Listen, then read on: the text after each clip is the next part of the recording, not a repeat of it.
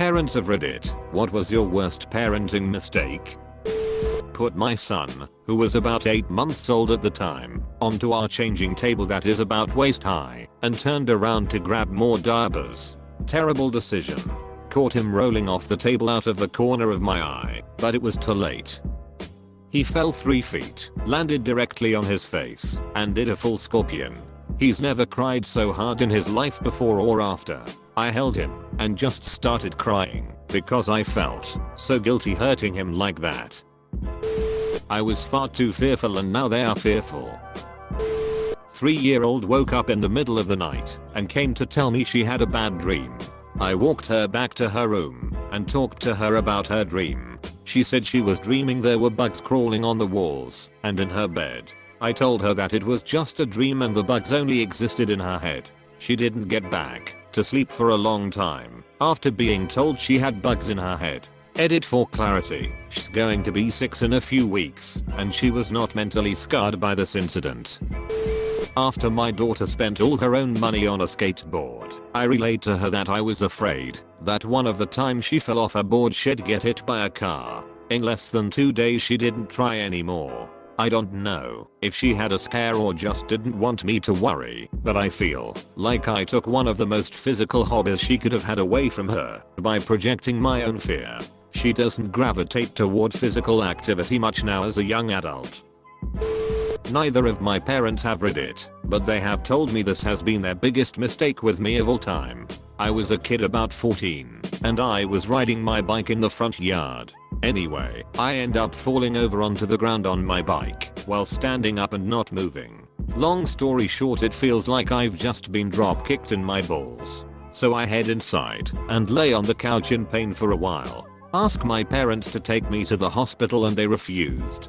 Told me I was just being a baby and that the pain would go away. About an hour and a half later, and many tears, they finally agreed to take me in.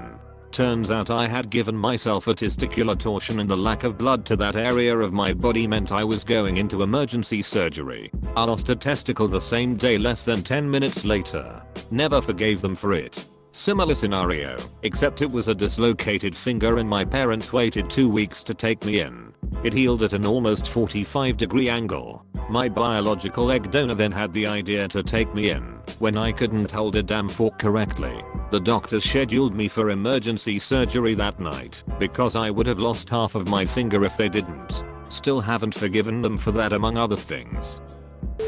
Well, we're only at age 5, so we haven't had any major ones yet, but teaching my toddler how to throw out her own trash has proven disastrous for the things in our house that aren't garbage, but make their way into the trash anyway. Most recently, her favorite stuffed puppy who was missing for a good chunk of time. My worst parenting mistake involved a trip to the It was about 8 years ago in December. It was my wife's birthday, but we weren't going anywhere because a huge snowstorm had hit our area. No problem, though, I would do all the shoveling. Can't have her shoveling on her birthday. My son, then about 7 or 8, came out with me to help shovel. We're doing a good job and clearing off the snow when it happened. As I was bringing my shovel up, my son bent down to pick up more snow. I hit his head with the corner of my shovel. The very sharp corner. He shrieked and held his eye. I suddenly worried that I'd put my son's eye out. Well, I didn't, but I did get him right above his eyebrow, and he was bleeding a lot. His coat was getting covered in blood. We went in and couldn't stop the bleeding well, so I put my son in the car, stopped by my in-laws' house less than a mile away to pick up my mother-in-law. My wife stayed home with our younger son, who was a toddler then, and drove to the in the blizzard. They were great and glued my son's wound shut. A special glue that they can use instead of stitches. He was fine, but I felt like the worst dad in the world. His coat was a loss and I ruined my wife's birthday. Plus, to this day, you can see an indentation where I hit my son in the head with a shovel. Not locking up pills. My daughter was maybe 2 on a camping trip. We had one of those MF pill holders with some anti-anxiety medicine in it. She got into it while we were unloading the minivan. We noticed some of the pills were missing. We're almost to the and we noticed them laying on the floor bed. Kids will find anything unless a parent asks them. Edit for clarity. Had I known people would read it, I might have proofread. Not me, but when I was younger, like 6 or 7, I ate some watermelon seeds then got super paranoid that they would rip up my insides. My dad sat me down and told me that my intestines were as strong as this trash bag here. Then he proceeded to test the strength of the trash bag and ripped right through it. I cried for, reportedly, 2 hours. Teaching her how to blow a raspberry before teaching her how to eat food was not a smart move. Oh man, one time my wife and I took our son on a trip to the harbor, since he was now old enough to go with us on these trips. After a fun-filled day we were driving back home, and my wife glanced in the backseat and goes, "Where's our son?" I guess we were not used to having a third person with us when we went out, so that's the story of how we almost forgot our child. Not parent, but when I was 7 my parents told me I killed my grandpa. Here's how the story goes. My mom and dad are super superstitious, and they have this thing against white. In my culture white is used in funerals, so living people are not allowed to wear white on their heads, hats, bows, hairbands, etc. Anyway, so one day I was playing with white thread, and it got stuck in my hair. As soon as my mom saw, she ripped it out and yelled at me. Within a week of this incident my grandpa, who was on the other side of the earth, died by slipping on something and hitting his head. My parents said that because I was playing with white thread on my head, that's what caused my grandpa to die. As a 7-year-old I lived with the guilt of murder for 10 years. I love listening to music in the car, and some of the music obviously features some naughty or dubious words. When I had my young son in the car I would always skip certain songs, but occasionally one slipped through the net. Cue Sex on Fire by Kings of Leon. He got home one day and parroted parts of the song, and I was desperately trying to distract him so he would forget it, but he didn't. I had the bright idea of trying to get him to change the word to something else. He was still in the early speaking stage, so everything sounded slightly garbled. Anyway, I had success with the word "shed" for about a day or so. He then just wandered around singing about how his shed was on fire.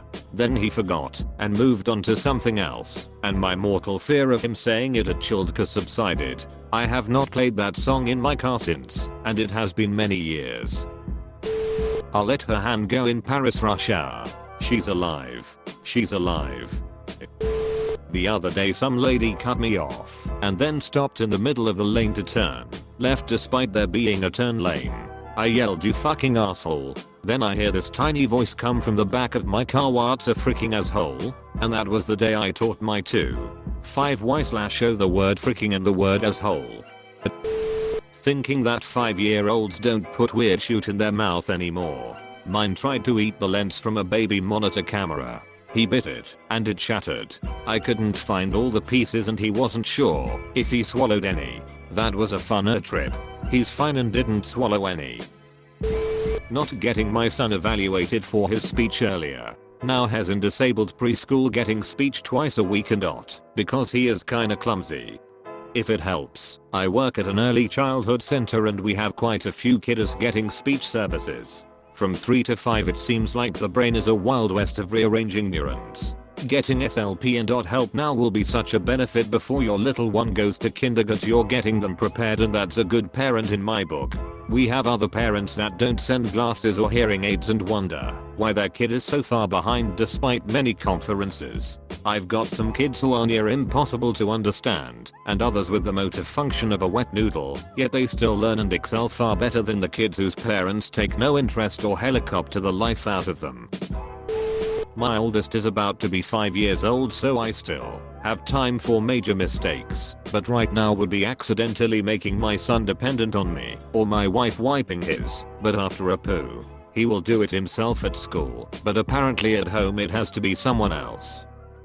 This has led to some fun standoffs of us yelling that he can sit there until he wipes his butt.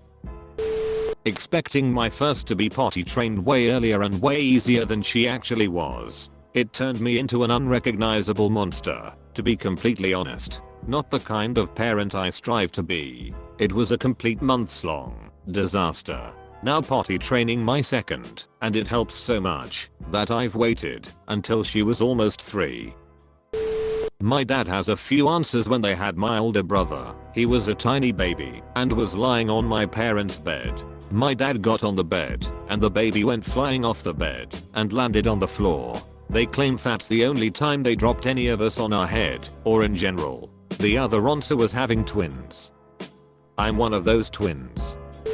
The first time we took our son out, we went to a place called Mothica, which is a store for baby clothes and toys, and this particular place had a large display area filled with various prams and push chairs. We parked our newborn in his shooty hand-me-down pram nearby because he couldn't fit among the sea of display models, and gleefully found the Pushmaster 5000 or whatever it was that we had our eye on, and then went through the process of buying it and organizing when would be a good time to pick up our purchase at a later date. We then left the shop and we were 10 minutes up the road before we remembered we had a baby and that we'd left him behind.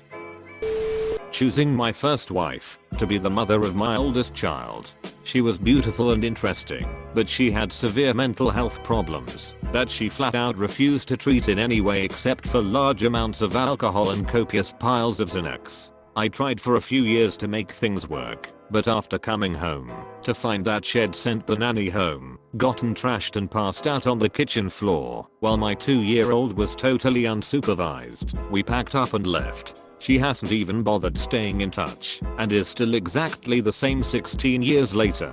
I wish I'd chosen a more stable, mentally sound person to marry and have a child with. It's caused my daughter a lot of anxiety and worry. Woo boy. When my first son was a few months old, I took him out to the woods to get some air and see how he reacts to the birds and trees and dirt and stuff. Soon I had a curious idea, because I know babies have really great grip strength. I put him up to a low thin branch so if he fell he wouldn't fall too far, and put his hands against the branch. Sure enough, he latched on. Then I slowly let go and admired my creation. A baby on a branch. Magnificent. Then I wondered if he'd be able to do a pull-up. I said, "Do a pull-up." He didn't. Probably because he was only 4 months old and couldn't understand English very well. Then I picked him up again and pulled his hands off the branch. I let him play in the dirt for a while, and then we went home. About a year later, when he started talking, I started giving him cookies whenever he would say daddy. I think that triggered some sort of Pavlovian response, because now he won't shut up. I have 2 kids. One is almost 2, and the other was born at the start of February. A few days ago I put the older child in bed, while my fiance put the new baby to sleep. She then went to take a shower, while I was watching TV, mostly screwing around online with the TV making noise in 5H background. A few minutes later I heard a baby crying, and assumed it was the TV. Then noticed a baby crying didn't fit with what was happening on TV. As I was wondering where the sound was coming from, I noticed it was too young sounding to be our 2-year-old, so I thought maybe the TV was on in another room, and ignored it for a couple more minutes. Then I finally remembered that we have 2 kids now. For a few minutes I completely forgot one of my children existed. My kids are still growing, so I'm not sure how I have emotionally scarred them yet. Physically, my worst parenting fail was falling asleep with my oldest when she was about a month old. I didn't roll on top of her, but I rolled her off the bed. On the plus side, I was poor, so the bed was just a box spring and a mattress, so not a long fall. On the downside, my flooring was just vinyl tile on concrete. I felt so horrible and cried for hours afterwards. She was fine in the end, but I definitely learned my lesson. Edit nope, never mind. My husband and I lost the middle child, then 6 at the Museum of Science and Industry on day-long trip to Chicago. Lost her for only about 3 minutes, but it felt like hours. Not standing up to my abusive husband when he refused to refill our daughter's seizure meds because she wasn't having seizures, so when she went into a seizure because of no meds I was the one the doctor chewed out. I still hate myself for not standing up to him. I had no car, no phone, no money. He controlled everything, and I was so intimidated by him. With the doctors to back me up, he realized he was wrong in his thinking. My kids never ever went without their meds again. She outgrew the seizures. I divorced his stupid ass 20 years ago. Best move ever. Well, about 12 hours after she was born, I almost let her roll off my lap onto the hospital room floor. Luckily, I caught her by her face. Then about a year later, I was carrying her into our living room, and I straight dropped her onto the floor. In fairness, this happened because she suddenly wedged her feet against my chest and levered herself straight out, but still. More recently, like 2 days ago, she asked my wife and I what sarcastic means, and we told her. That's turned out about how you'd expect. Edit. Forgot a couple. When she was, like, 2, my wife decided to let her have a sip of her beer. We were looking forward to seeing that toddler said, "OMG, what have you done to me? I trusted your face." Instead, she turned out to freaking love beer. So now she wants some every time either of us has a beer. And there was the time. Kiddo was 3, I think. We were up at a cabin on Lake in Door County. I told her she and I could go for a walk down to the beach, but before we left, I heard my wife calling me up to the bathroom. She needed help removing a tick. By the time I got back downstairs, our daughter had decided to take me up on the offer to walk down to the beach. To be clear, she still can't swim, so that was sort of a panic. And just to really drive the "I have no business being a parent" point home, my first thought upon realizing my daughter had vanished was, oh frick, I don't want to tell my wife about this. Yeah. Parent of the decade material, right here. I left my 16-month alone with my newborn for like 5 minutes. She covered her in shoot. Head to toe shoot. Edit. Reddit Silver. Took 18 years, but the shoot incident paid off. D. Listening to my kid's teachers/principals who told me he had no developmental disorder when I knew something was up. He was 16 before he was diagnosed dyslexic, autistic, and that. I want to cry and scream over the amount of time his life could have been made easier if I had only listened to my gut instinct and not everyone else. Trusted my 18-year-old brother to watch my son. He made my son go on the top bunk of his bed so he wouldn't have to deal with him while he played a video game. My son looked over the edge and got clipped by the fan right above his eyebrow. He has a big scar now. My then 8 years old son asked me if Santa was real, looked me in the eyes, and said he wanted the truth and wanted me to swear to him that I was telling him the truth. So I decided he was old enough and that I should come clean with him. He started crying big crocodile tears and was absolutely devastated. Told me after the fact that some other kids in his class were saying Santa isn't real, so he wanted to make sure he was before he argued with them. This was 3 years ago, and he told me this past Christmas that it was the saddest he's ever been, and I better lie to his little sister when she asks. Lesson learned. Not me, but not mom used to yell at people who didn't go when the light turned green. What are you, colorblind? Fast forward to my 2-year-old Caucasian nephew yelling at people out the car window, what are you, colored? I'm lucky to say that I haven't had any major ones yet, but I used to have reoccurring ones. First kid, you're packing that diaper bag full. Even if it was down the street to the grocery store, it'd pack that thing up, as if there was a high probability we'd be marooned for a day or so. Second kid comes around, and it'd forget the diaper bag, constantly. So many times I'm just buying diapers and snacks while out because that diaper bag stayed behind. It wasn't necessarily junk food, but it certainly wasn't the healthy organic brain booster food that I thought was the only thing our first child should have. Funny how high that overprotectiveness can be when you're on child number 1. I don't have too many that I can think of, but one really stands out as the dumbest thing I could have ever done, and I really beat myself up over it. When my daughter was 12, I had a little backhoe I used to do work around my home and property. We had 8 acres, and we had 4 acres of manicured pasture with fencing, and I let her drive my backhoe around that area. I often think about how many people die on them that don't know what they are doing, and learned a lot more about accidents on them, but only after the fact. Felt really stupid. My 5-year-old at the time son was a hard child, and one night I was trying to bring him upstairs by holding onto his one arm. He decided to play dead and dropped down onto the floor just before the first step, and then he let out a huge scream. I couldn't calm him down, so I had my neighbor come over and babysit my other 4 kids, including my 6-month-old twins, while I brought him to the Turns out he popped his elbow out of place, but at some point, put it back in before the hospital. The said it happens a lot, and not to worry. Well, won't you know it, his favorite story to tell people is about the time my mommy broke my arm and the neighbors had to my babies. He even brought up the story tonight and now he is 5. No matter how many times I tell him I didn't break his arm, he is absolutely convinced I did. Great mom moment there.